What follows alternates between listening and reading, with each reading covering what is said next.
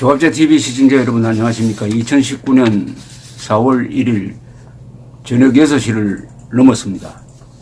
요사이 언론에 사자 명예훼손이라는 말이 자주 나옵니다.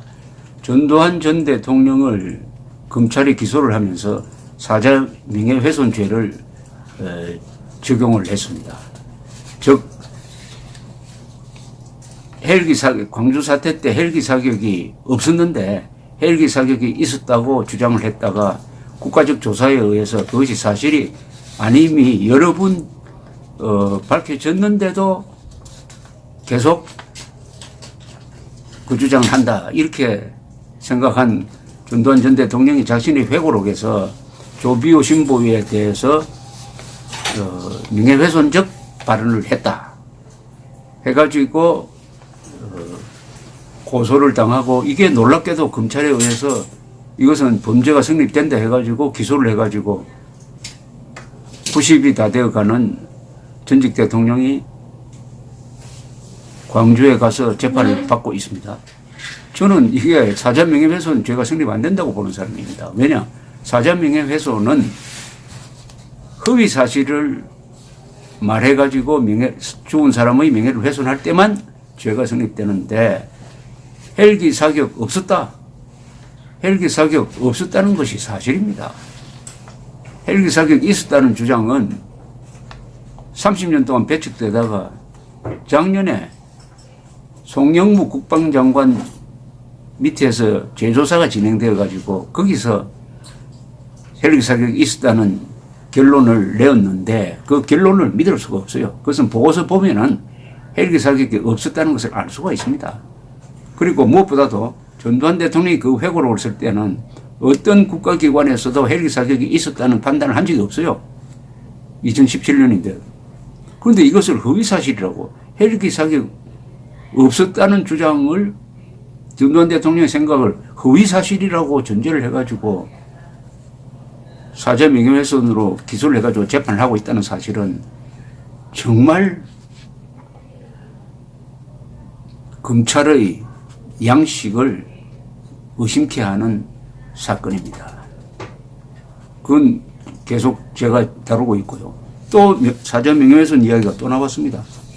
자유한국당 소속 오세훈 전 서울시장이 오늘 경남 창원 성산 4.3 국회의원 보궐선거 지원 유세에서 이런 이야기를 했습니다. 돈 받고 스스로 목숨 끊은 노회찬 정신을 이어받아서 정의당 후보가 다시 창원 시민을 대표해서야 되겠습니까? 고 노회찬 의원에 대한 이렇게 발언을 하니까 정의당은 고 노회찬 의원에 대한 사자 명예훼손이라고 반발하고 나섰습니다. 이 오 전 시장은 유세에서 이런 이야기를 했습니다. 정의당이 유세하는 것을 보니 노회찬 정신이라는 것을 자주 이야기하는 것 같다. 솔직히 말해서 그렇게 자랑할 바는 못 된다. 무엇 때문에 이 선거가 다시 열리고 있나? 이렇게 지적을 하고요. 그 다음에는 이제 문재인 정부 들어 국민통합 화합과 관련된 이야기를 들어본 기억이 없다. 틈만 나면은 적폐청산을 빌미로 저주의 칼춤을 추는 망나니 정권을 반드시 심판해야 한다. 문재인 정부에서 대한민국의 위험과 위신, 정부의 체면조차 찾을 길이 없다. 중국 가서 꽁만 먹고 망신당하고 일본 정부도 아는 하노이 회담 결렬을 대한민국은 알지 못한 망신 정권을 심판해야 한다. 이렇게 이야기를 했습니다. 그러니까 정의당은 창원 성산에 여영구 후보를 공천을 했는데 정호진 대변인은 논평을 통해 오 전 시장이 유세에서 차마 입에 담을 수 없는 극악무도한 망언을 쏟아냈다. 일베 등 극우 세력들이 내뱉는 배설 수준의 인신공격과 판박이다. 오 전 시장은 변호사 출신으로 사자 명예훼손이 어떠한 범죄에 해당하는지 본인이 잘 알고 있을 것이다. 모르고 한 말이 아니니 말에 대한 응분의 책임을 져야 한다. 이렇게 주장을 했습니다. 이 노회찬 전 의원은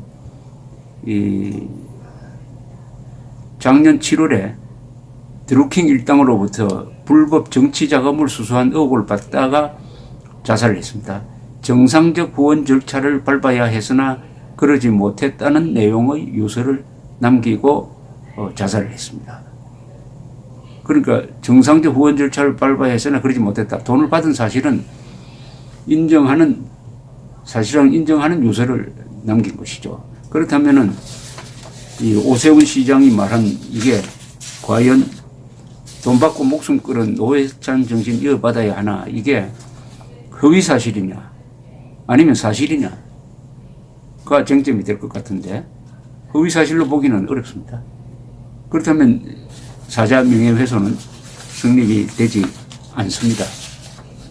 이 사자 명예훼손은 이렇습니다. 형법 제308조 공연히 허위의 사실을 적시하여 사자의 명예를 훼손한 자는 2년 이하의 징역이나 금고 또는 500만 원 이하의 벌금에 처한다. 공연히 허위의 사실을 적시해야 한다. 요게 딱 단서가 붙어 있습니다. 죽은 사람에 대해서는 허위의 사실을 이야기했을 때만 명예훼손죄가 성립이 된다는 겁니다. 그런데 산 사람에 대해서는 사실을 이야기해도 명예훼손이 됩니다. 예컨대 어떤 사람에 대해서 저 사람은 정신병력을 갖고 있다. 그리고 정신병력 때문에 결혼했다가 이혼을 당한 사람이다. 이렇게 이야기하면 그게 명예훼손이 됩니다. 단 그 사람이 보통 사람일 때, 공인이 아닐 때, 국회의원이나 뭐 대통령에 대해서는 그런 말을 하면 명예훼손이 안 됩니다. 사실을 이야기해도 명예훼손이 됩니다.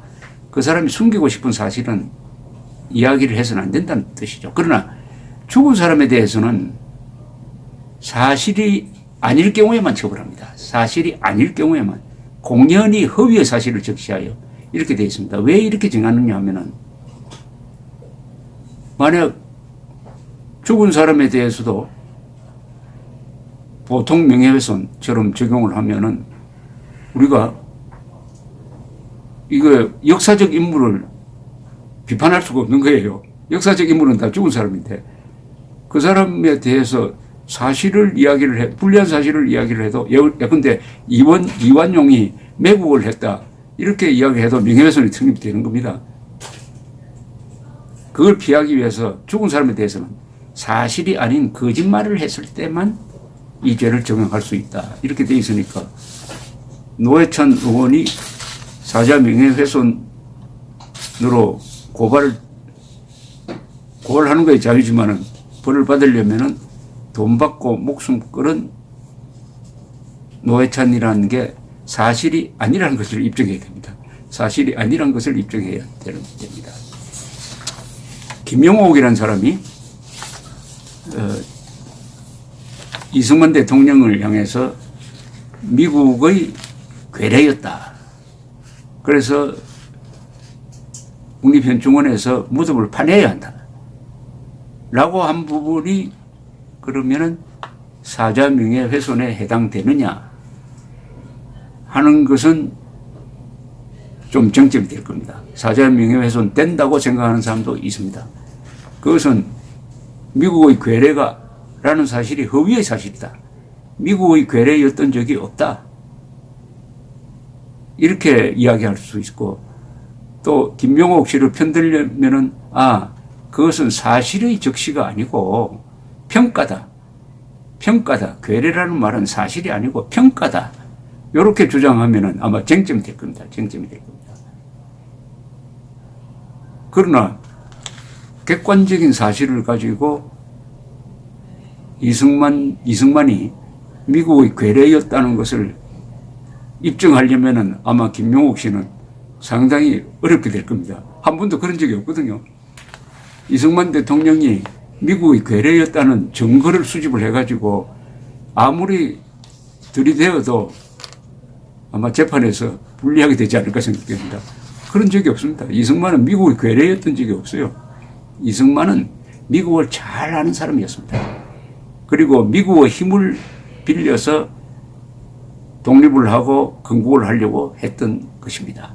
그러나 미국의 심부름을 한다든지 미국에 굴종한다든지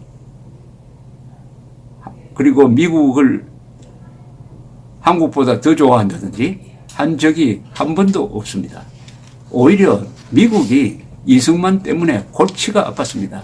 대통령 때 이승만을 2차례 쿠데타를 통해서 군대를 동원해가지고 이승만을 잡아 넣으려는 그런 구체적 계획까지 세웠던 적이 있습니다.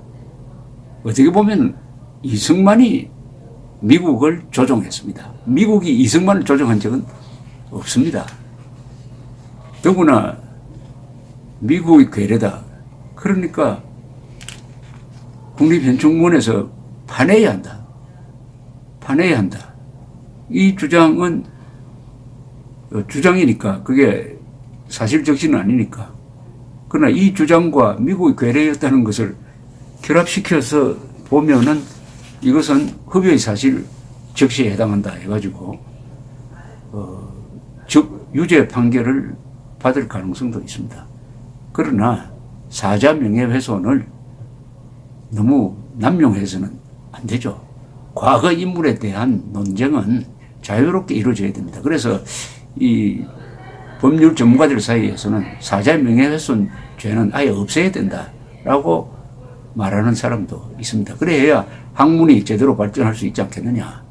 이 사자 명예훼손이 주로 어떤 이 집안 싸움에서 많이 일어납니다. 집안 싸움, 족보 싸움에서 많이 일어납니다. 사자 명예훼손죄 상식적으로 판단해야 합니다. 감사합니다.